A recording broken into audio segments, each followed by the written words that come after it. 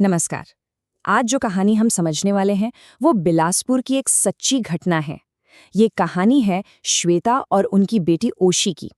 और ये हमें सोचने पर मजबूर कर देती है कि क्या हमारे पिछले जन्म के काम, हमारे वादे इस जन्म में भी हमारा पीछा कर सकते हैं। चलिए इस कहानी में उतरते हैं। सोचिए जरा, किसी को ऐसे प्यार की सजा मिले जो उस जिंदगी का हो जिसे वो याद भी नहीं करते। यही एक सवाल है जो इस पूरी कहानी की जड़ में है। तो चलिए देखते हैं कि आखिर हुआ क्या था। तो कहानी शुरू होती है एक परिवार से, और एक ऐसी परंपरा से जिसे उन्होंने नजरअंदाज कर दिया। और बस इसी एक बात ने अनजाने में एक बहुत ही भयानक ताकत के लिए दरवाजा खोल दिया। देखिए, होता क्या है कि कुछ संस्कृतियों में एक रिवाज होता है। बच्चे के जन्म के बाद माँ और बच्चे को करीब 14 दिनों तक बाहरी दुनिया से बचा कर रखते हैं। मान्यता ये है कि इस वक्त उनका जो आभा मंडल होता है, मतलब उनकी जो ऑरा होती है, वो बहुत कमजोर होती है। और ऐसे में कोई भी बुरी नकारात्मक शक्ति आसानी से उनकी तरफ खींची चली आ सकती है। और बस यहीं पर दो अलग अलग सोच आपस में टकरा गईं।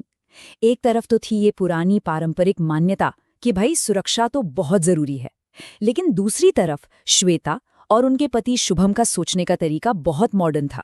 उनके लिए ये सब पुराने अंधविश्वास थे और उन्हें लगा कि इन चीजों पर ध्यान देने की कोई जरूरत नहीं है।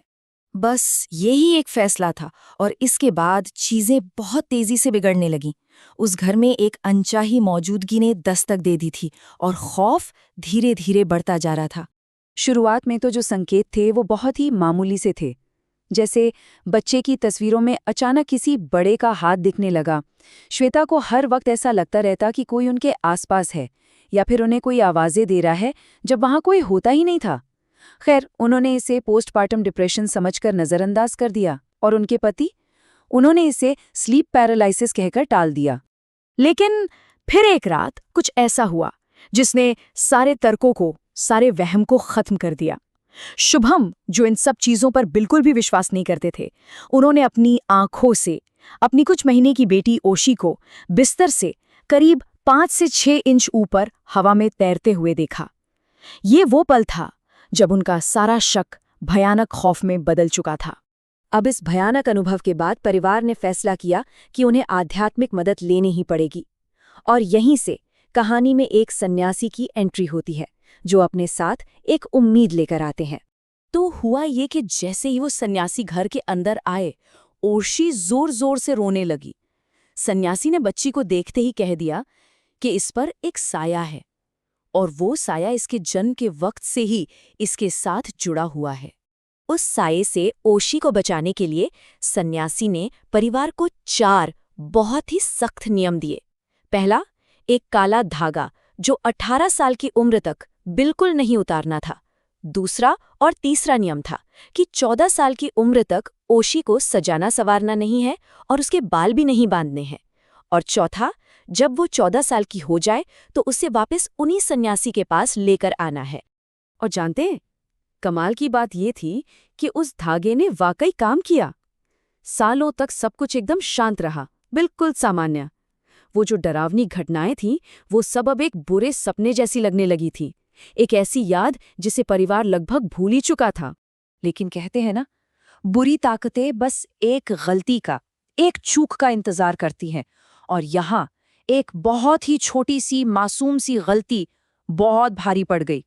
तो हुआ ये कि ओशी के स्कूल में जन्माष्टमी का फंक्शन था। उसे राधा बनाया गया था, और उसकी टीचर ने बिल्कुल अनजाने में, सिर्फ इसलिए कि वो धागा कॉस्ट्यूम से मैच नहीं हो रहा था, वो सुरक्षा कवच, वो काला धागा उतारकर ओशी के बैग में रख दिया। जब श्वेता ने घर आके बैग से वो धागा निकाला तो उसमें से एक बहुत ही सड़ी हुई भयानक बदबू आई। श्वेता ने खुद बताया, ऐसा लगा जैसे कुछ मर गया हो। और इससे भी ज्यादा चौंकाने वाली बात तो ये थी कि जब उन्होंने घबराकर उन सन्यासी से संपर्क करने की कोशिश की, तो पता चला कि अचानक दिल का दौरा पड़ने से उनकी मौत हो चुकी थी। तो अब सुरक्षा कवच भी टूट चुका था, और उसे बनाने वाले सन्यासी भी इस दुनिया में नहीं थे। वो साया लौट आया, और इस बार पहले से कहीं ज्यादा खतरनाक और हिंसक होकर लौटा। उसने नींद में श्वेता का गला दबाने की कोशिश की, और छोटी सी ओशी के हाथ पर एक जोर की चिकोटी काटने जैसा गहरा निशान छोड़ दिया। अब परिवार के पास कोई और रास्ता बचा ही नहीं था। उन्होंने एक आखिरी बार, और इस बार किसी ज्यादा शक्तिशाली शक्ति से मदद लेने का फैसला किया।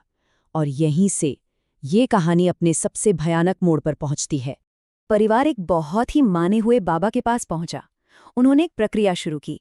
श्वेता को नमक के घेरे में बिठाया गया और बस कुछ ही देर में श्वेता उस साए के पूरे कब्जे में आ चुकी थी।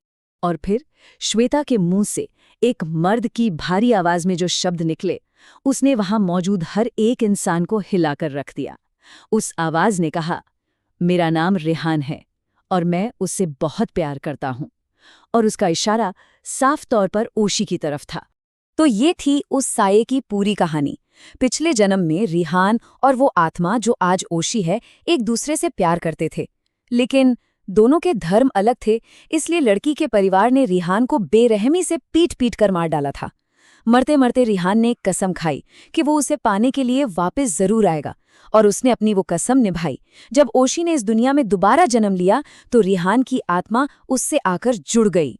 जब बाबा ने उस आत्मा को रोकने की कोशिश की तो रेहान ने उन्हें सीधे सीधे धमकी दी। श्वेता के मुंह से वो बोला, रुक जा, वरना तेरा भी वही हाल करूंगा जो पिछले वाले का किया था। ये एक बहुत ही सीधी धमकी थी और इशारा बिल्कुल साफ था कि पिछले सन्यासी की वो अचानक हुई मौत कोई आम मौत नहीं थी, उसके पीछे रेहान का ही हाथ था। तो इस भयानक आमने सामने के बाद चलिए अब देखते हैं कि आखिरकार इस परिवार का क्या हुआ और ये कहानी हमें किस सवाल के साथ छोड़ जाती है। खैर, उन बाबा ने उस आत्मा को सफलतापूर्वक मुक्त कर दिया। आज श्वेता का परिवार अपनी जिंदगी में आगे बढ़ चुका है, एक बिल्कुल सामान्य और खुशहाल जीवन जी रहा है। ओशी अब एक स्वस्थ बच्ची है और उसके 2 छोटे भाई बहन भी हैं। मतलब अब सब कुछ ठीक है। लेकिन एक सवाल तो यहाँ फिर भी उठता है, क्या इतना शक्तिशाली प्यार और इतनी गहरी अंधेरी कसम कभी सच में पूरी तरह से खत्म हो सकती है, या फिर वो बस कहीं इंतजार कर रही है एक और गलती का? ये सोचने वाली बात है।